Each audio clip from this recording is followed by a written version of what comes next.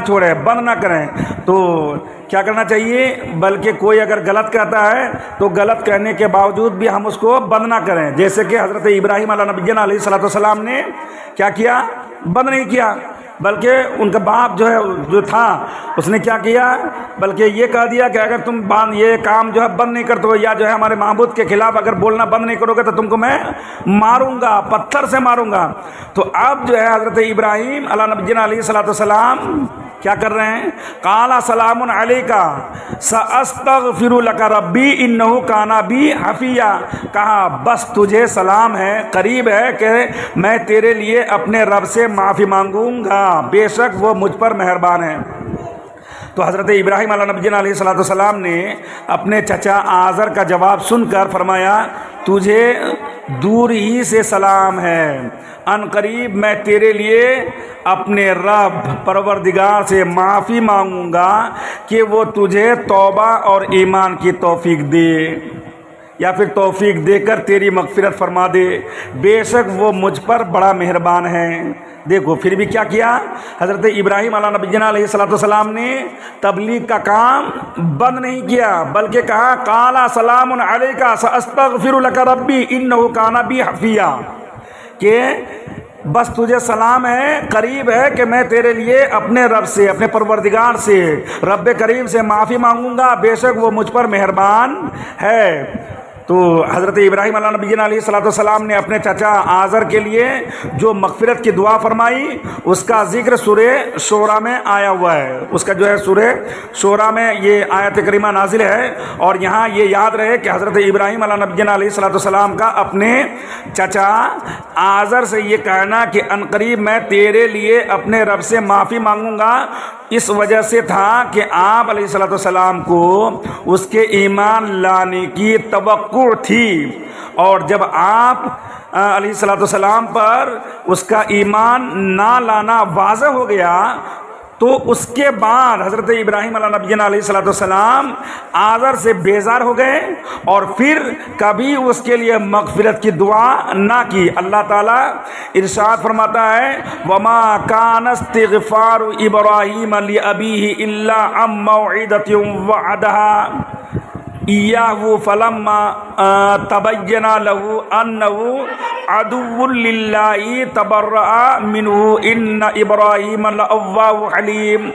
اور ابراہیم کا اپنے باپ کی مغفرت کی دعا کرنا صرف ایک وعدے کی وجہ سے تھا جو انہوں نے اس سے کر لیا تھا۔ پھر جب ابراہیم کے لیے یہ بالکل واضح ہو گیا کہ وہ اللہ تعالیٰ کا دشمن ہے تو اس سے بیزار ہو گئے۔ بے شک ابراہیم بہت آہ و زاری کرنے والا، بہت ہی برداشت کرنے والا تھا۔ اب جب دیکھ لیا کہ نہیں اب ایمان والے لانا مشکل ہے، ایمان لانے والے نہیں ہیں، میری بات ماننے والا نہیں ہے، میں جتنا بھی کوشش کر لوں یہ ماننے کے لیے تیار نہیں ہے، تب جا کر حضرت ابراہیم علیہ نبینا علیہ الصلوۃ والسلام نے کیا کیا؟ اس سے بیزار ہو گئے اور اس سے دور ہو گئے۔ وَاعْتَزِلُكُمْ وَمَا تَدْعُونَ مِن دُونِ اللَّهِ وَأَدْعُو رَبِّي عَسَىٰ أَلَّا أَكُونَ بِدُعَاءِ رَبِّي شَقِيًّا، اور میں ایک کنارے ہو جاؤں گا تم سے اور ان سب سے جن کو اللہ کے سوا پوجتے ہو، اور اپنے رب کو پوجوں گا، قریب ہے کہ میں اپنے رب کی بندگی سے بدبخت نہ ہوں۔ حضرت ابراہیم علیہ نبینا علیہ الصلوۃ والسلام نے مزید فرمایا کہ میں کیا کروں گا؟ بابل شہر سے شام کی طرف ہجرت کر کے تم لوگوں سے اور اللہ کے سوا جن بتوں کی تم عبادت کرتے ہو ان سے جدا ہوتا ہوں، اور میں اپنے رب پروردگار کی طرف عبادت کرتا ہوں جس نے مجھے پیدا کیا اور مجھ پر احسان فرمائے۔ پھر حضرت ابراہیم علیہ نبینا علیہ الصلوۃ والسلام نے عاجزی اور انکساری کرتے ہوئے فرمایا قریب ہے کہ میں اپنے رب کی عبادت کی وجہ سے بدبخت نہ ہوں گا۔ اس میں اس بات کی طرف اشارہ ہے کہ جیسے تم بتوں کی پوجا کر کے بد نصیب ہو گئے ہو، خدا کی پرستار کر لیے ہوتے، یا یہ بات نہیں ہے کیونکہ اس کی بندگی کرنے والا بدبخت اور محروم نہیں ہوتا. یعنی جس طریقے سے تم بتوں کی پوجا کرنے کے بعد بدبخت ہو گئے, بد نصیب ہو گئے, لیکن اگر تم یہی جو ہے پوجا اور اسی کی یہی عبادت اگر اللہ کے لیے تم کرتے تو بدبخت نہیں ہوتا, جو ہے بد نصیب نہیں ہوتا. اللہ کی جو عبادت کرتا ہے وہ بد نصیب نہیں ہوتا ہے. اللہ کی جو عبادت کرتا ہے, اللہ کی وحدانیت کو بیان کرتا ہے, اللہ کے احکامات کو جو مانتا ہے وہ محروم نہیں ہوتا ہے. یہ حضرت ابراہیم علیہ نبینا علیہ الصلوۃ والسلام نے فرمایا. تو اب ان ساری جملوں سے ہم کو معلوم کیا ہوا؟ معلوم یہ ہوا کہ کافروں اور بد مذہبوں کے ساتھ رہنے اور ان کے ساتھ نوشش یعنی بیٹھنے برخاست جو ہے رکھنے سے بچنا چاہیے. جیسے کہ یہاں حضرت ابراہیم علیہ نبینا علیہ الصلوۃ والسلام کا ذکر ہوا کہ وہ اپنے کافر چچا سے علیحدہ ہو گئے تھے. تو کوئی بھی بدعقیدہ ہو یا پھر کافر ہو, ہم کو اس سے کوئی مطلب نہیں رکھنا چاہیے. ایسا نہیں ہے کہ بیٹی دیا تو مجھ کو جو ہے رشتہ داری رکھنی ہی پڑیں گی. تو اللہ کے رسول حضرت ابراہیم علیہ نبینا علیہ الصلوۃ والسلام نے باپ سے الگ ہو گیا. باپ بیٹے کا رشتہ ختم. کیوں؟ اس لیے کہ باپ اللہ کی جو ہے پجاری نہیں ہے. باپ نے جو ہے اللہ تعالیٰ کو مانا ہی نہیں. حضرت ابراہیم نے کہا جب تم مانتا ہی نہیں ہے تو میں بھی تم کو نہیں مانوں گا. میری کیا ہے, میری رائے یہ ہے کہ تم اللہ کی عبادت کر. اگر اللہ کی عبادت کرے تو ٹھیک ہے, باپ بیٹے کا رشتہ قائم رہے گا, ورنہ باپ بیٹے کا رشتہ قائم نہیں رہے گا. تو اس آیت سے معلوم ہوا کہ کوئی بھی دیوبندی وہابی ہو, بدعقیدہ ہو, اگر باپ ہے جب بھی اس کو لات مار کے ہکال دو, اور اگر ماں ہے تب بھی اس کو ہم جو ہے کیا کرتے ہیں, اس کی عزت نہیں کریں گے, یا پھر ان کے ساتھ اٹھنا بیٹھنا ہم نہیں کریں گے, یا ان کے یہاں جانا آنا ہم نہیں کریں گے. اس لیے کہ گستاخی رسول کو ہم معاف نہیں کر سکتے ہیں. جیسا کہ حضرت ام المومن کیا نام ہے, حضرت ام المیمونہ ہے, یا اللہ کے رسول صلی اللہ تعالیٰ علیہ وسلم کی ایک کیا نام کہتے ہیں ازواج مطہرات میں سے ایک زوجہ ہے, جن کا جو ہے باپ کافر تھا, اور وہ اللہ کے نبی صلی اللہ تعالیٰ علیہ وسلم کے گھر آئے. تو ام المیمونہ ہے شاید, تو میمونہ نے دیکھا اپنے باپ کو, تو حضرت میمونہ نے کیا کیا, اپنے بستر کو سمیٹ لیا. باپ نے دیکھا ارے بیٹی میری, اور بستر کو سمیٹ لیا. تو کہنے لگی کہ جو گستاخ رسول ہیں اس کے لیے یہاں پہ کوئی جگہ نہیں ہے. تو یہاں سے بھی ثابت ہو گیا, اور اس آیت کریمہ سے بھی ثابت ہو رہا ہے, حضرت ابراہیم کے قول سے بھی. اور دوسری بات یہ بھی معلوم ہو گئی کہ اپنا دین نہیں چھپانا چاہیے. جیسے یہاں ذکر ہوا ہے کہ حضرت ابراہیم علیہ نبینا علیہ الصلوۃ والسلام نے اپنا دین صاف اور واضح طور پر بیان کر دیا کہ وہ صرف اور صرف اللہ تعالیٰ کی عبادت کرتے ہیں جو ان کا خالق ہے. تو کہیں ایسا نہیں ہے کہ ہم اپنے دین کو چھپائیں, نہیں, بلا جھجک اپنے دین کا پرچار کرنا چاہیے. اور تیسری بات یہ بھی معلوم ہو گئی کہ اللہ تعالیٰ کی عبادت کرنے والا بد نصیب نہیں ہو سکتا ہے. اللہ کی عبادت کرنے والا محروم نہیں ہو سکتا, بلکہ بد نصیب تو وہ ہوگا جو اللہ تعالیٰ کے علاوہ کسی اور کی عبادت کرے گا.